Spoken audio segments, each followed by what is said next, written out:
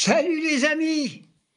Une petite vidéo avant que TikTok me supprime tout ce que j'ai raconté, parce que chez TikTok, j'ai pas eu d'avoir des complètement des... Ils sont complètement toqués, tu peux plus rien dire. Tu soutiens Apathy, tu te fais traiter de tous les noms. Tu soutiens Blanche Gardin, tu soutiens l'Algérie, pareil.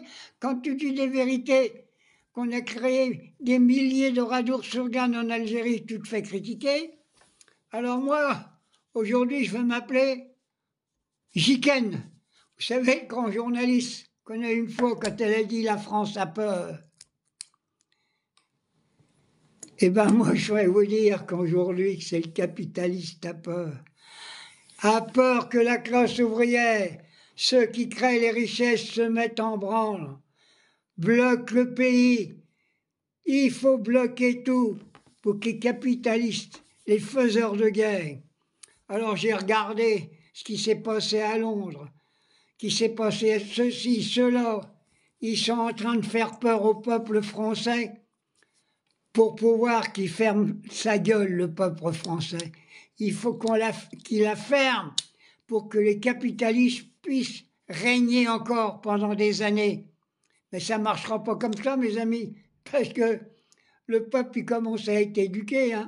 5 minutes, ça va, un quart d'heure, c'est trop. Alors, oui, ils veulent faire peur aux Français qui travaillent.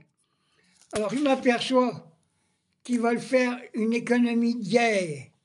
Ils vont prendre des milliards, des centaines de milliards pour refaire des armes, pour pouvoir protéger le système capitaliste. C'est pas pour protéger la France.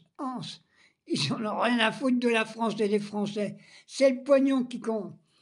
Alors moi je demande, toujours je reviens là-dessus, si vous voulez pas qu'il y ait de guerre, si vous voulez pas que le capitaliste vienne vous massacrer, bloquez le pays.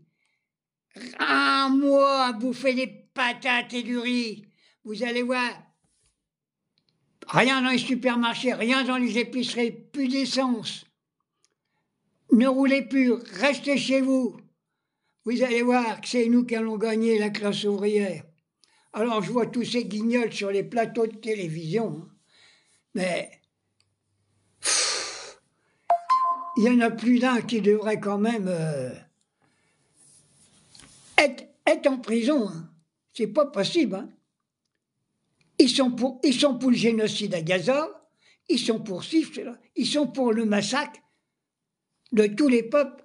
Alors je m'adresse maintenant, ce que je peux, je ne sais pas si je serai écouté, à mes camarades musulmans dans le monde entier, que ce soit l'Arabie Saoudite et tout ce qui s'ensuit, et essayer de contrecarrer l'Amérique et Israël. Ils sont en train de finir de massacrer un peuple. Maintenant, ils ne veulent plus que l'alimentation arrive à Gaza. Ça s'appelle un crime de guerre et on laisse faire.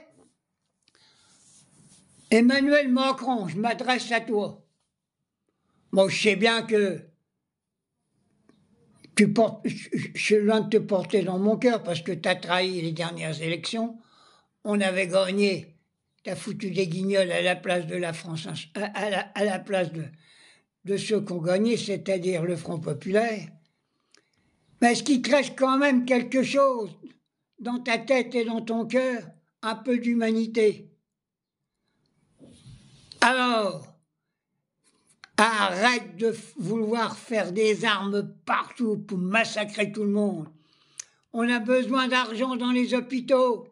On a besoin d'argent pour soutenir nos enfants dans les écoles. On a besoin d'argent partout. Et nos handicapés, c'est pas possible. Moi, je connais un copain qui a voulu aller à Lourdes parce qu'il avait un fauteuil handicapé. Il a passé dans la fontaine. Il croyait être guéri. Non, il a passé dans la fontaine. Son fauteuil handicapé, il est sorti avec des pneus neufs. Qu'est-ce qu'il en a à foutre de ça? Bon, je suis obligé de rigoler, raconter un peu de conneries. C'est pas possible. Allez, bloquez le pays. Et je dis, Vive l'Algérie! C'est dommage que je suis mal foutu, hein, que j'ai une poche pour pisser dedans, j'ai une embolie pulmonaire, il faut que je bouffe tous les 2 heures, ça me fait chier de ne pas pouvoir faire le ramadan. Allez, peuple algérien, je vous embrasse, tous, tous, sans exception. Et puis alors, mes amis marocains, arrêtez d'être contre l'Algérie et l'Algérie contre le Maroc. Les pays du Maghreb, que vous soyez tunisiens, marocains, algériens, unissez-vous contre la tyrannie qui est en train de se faire. Peuple marocain, vous avez souffert avec les tremblements de terre qu'il y a eu, les milliers de morts qu'il y a eu chez vous. Moi aussi, je vous ai aidé. Et je suis prêt à aider l'Algérie, la Tunisie. C'est pas possible. Et puis alors, je m'adresse quand même un petit peu à l'Algérie et au président Timoun. Mon camarade. Moi, je te dis mon camarade parce que tu pourrais être presque mon pote. Hein. Allez, t'as un écrivain français qui, dans les prisons, avec la nationalité algérienne. Redonne-le à la France, débarrasse-toi de cet individu. Il va polluer toute l'Algérie. Envoie-le. Donne-le à Rataillot. Il va coucher chez lui. Il va lui donner à bouffer. Il continuera à écrire ses conneries. Je suis sûr que lui, il est capable de dire qu'il n'y a pas eu de génocide en Algérie. Allez, j'arrête là-dessus parce que j'en ai vraiment ras-le-bol. Bisous à tous et battez-vous jusqu'au bout, la France insoumise, à l'Assemblée nationale. N'ayez pas peur